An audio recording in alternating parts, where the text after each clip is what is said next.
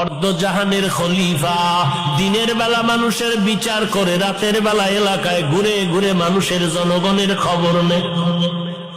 হযরত ওমর ঘুরতেছেন, এক সময় গিয়া দেখেন জঙ্গলের পাশে একটা ছোট্ট করে ঘরের মধ্যে আগুনের আওয়াজ দেখা যায়, আগুনের আলো দেখা যায়। হযরত ওমর কিনারায় গিয়া দূরত্ব বজায় রেখে একটু দাঁড়াইলেন, তাকায় দেখতেছেন এক বৃদ্ধা বুড়ি মহিলা পাত্রের মধ্যে পানি গরম করে আর পার্শ্বে বাচ্চাগুলো ঘুমিয়ে আছে। হযরত ওমর অপরিচিত অবস্থায় সালাম দিয়া বলেন, আম্মা জান, এই গভীর রাতে জঙ্গলের মধ্যে আগুন জ্বালায় কি করে? আম্মা জান বললেন, কে যুবক তুমি? বলে, আমি একজন আগন্তুক মুসাফির। কি চাও? বলে, আমি ঘুরে ঘুরে দেখি কারো কোনো সমস্যা আছে কিনা, উপকার করতে পারি কিনা। আল্লাহর বান্দি বুড়ি মহিলা ডাক দিয়ে কয়, ও যুবক, তুমি আর কি উপকার করবা?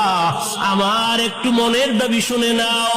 আমগো দেশে নাকি ওমর নামের ব্যক্তি দেশ পরিচালনা করে।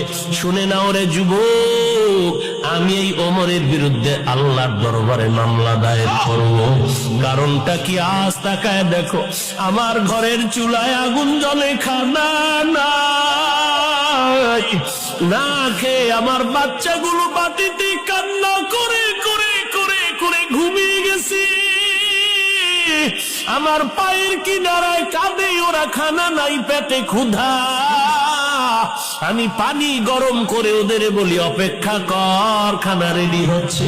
আমি ওমরের মতো বান্দা, আমাদের খবর নেয় না, বিচার দায়ের করব। এবার ওমর পরিচয়টা গোপন রেখে বললেন, আম্মা জান, দেখি কিছু করতে পারি নাকি। সোজা চলে গেলেন অর্থ মন্ত্রণালয়ে, গিয়া এক বস্তা আটা রেডি করিয়া, সাথে আছে এক ব্যক্তি, তার গোলাম আসলাম নামের পিএস। ওই গোলাম রে ডাক দিয়া কয়, আসলাম, আটার বস্তা আমি ওমরের মাথায় উঠাইয়া দাও।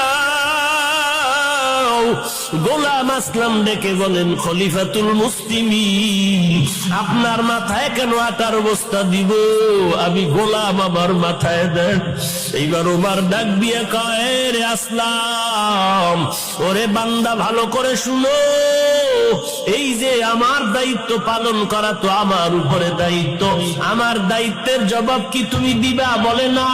বলে, যদি তাই হয় তো আমার জবাব আমাকে দেওয়ার জন্য রেডি করে দাও, কারণ কিয়ামতের ময়দানে আসামির কাঠগড়ায় দাঁড়াতে চাই না।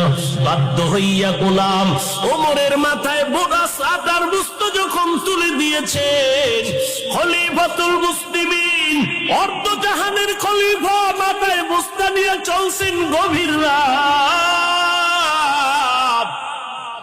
বুড়ি মহিলার ঘরের কিনারায় গিয়া ওমর চোখের পানি ছেড়ে বলেন, আম্মা জান, আপনি ভেতরে চলে যান। এইবার মহিলা ভেতরে চলে গেল।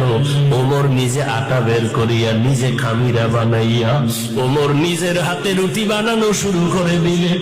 গভীর রাত্রে কেউ দেখি না, আমার মাওলায় তো তাকাইয়া দেখতেছে। এগুলো কেমনে হয়? তাকওয়া থাকলে হবে, না হয় হবে না। ওমর নিজের হাতে রুটি বানাইয়া বানাইয়া এরপরে বললেন, আম্মা জান, আপনি রুটি খাবেন, সন্তানের রুটি খাওয়াবেন, বাকি আটা রেখে গেলাম, আবার শেষ হলে আবার খবর নেওয়ার জন্য আসবো। এই কথা বলে ওমর বিদায় নিবেন। যখন বের হলেন, মহিলা ডাক দিয়া কয়, ওরে যুবক, একটু শেষ বেলায় তুমি যখন আসছো, আমি একটু অন্তর ভরে তোমার জন্য দোয়া করে দেই। আল্লাহ যদি তোমারে আজকে দেশের পরিচালনার দায়িত্ব দিতেন, তাহলে দেশের মানুষ আর কোনোদিন কষ্টে থাকতে পারত না। আমি দোয়া করি তোমার মতো বান্দাটারে যেন দিয়ে আল্লাহ উম্মতের খেদমত নেয়। ওমর চলে গেলেন। পরের দিন আদালতে বসিয়া মসজিদে নববীতে বার্তাবাহক পাঠায় বলে, অমুক এলাকায় এক বৃদ্ধা মহিলা, তাকে ডেকে আমার আদালতে হাজির করো। মহিলার কাছে যখন খবর চলে গেল, আপনাকে খলিফাতুল মুসলিমিন ডাকছেন, তাড়াতাড়ি চলেন, ওমর ডেকেছেন।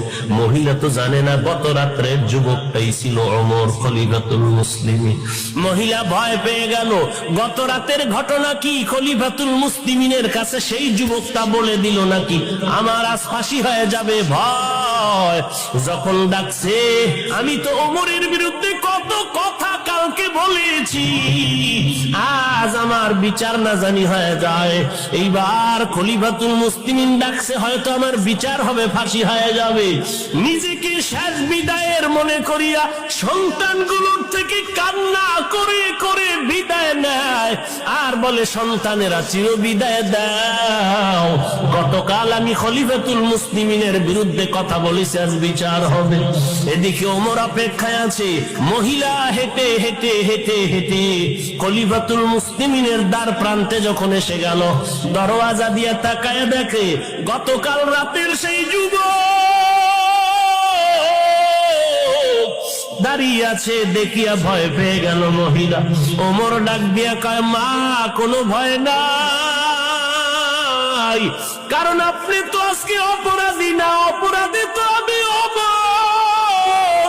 আজকে তো আপনি আসামি না, আমি আসামি নিজেই।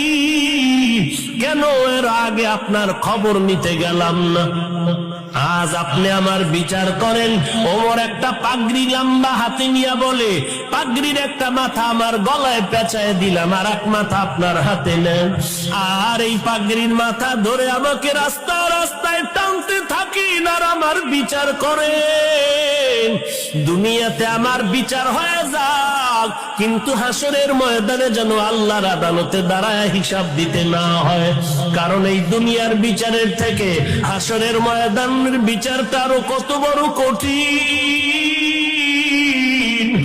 সূর্যটা থাকবে মাথার উপরে, সূর্যের গরমে জমিন হয়ে যাবে তামা, গুনাহগারের মাথার মগজগুলো ভাতের মারের মতো টকবক করে ফুটতে থাকবে।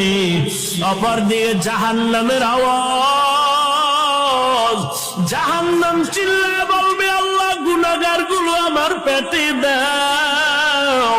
ওই কঠিন মুসিবতের সময় সন্তান মা বাবার পরিচয় দিবে না, মা সন্তানের পরিচয় দিবে না। ওই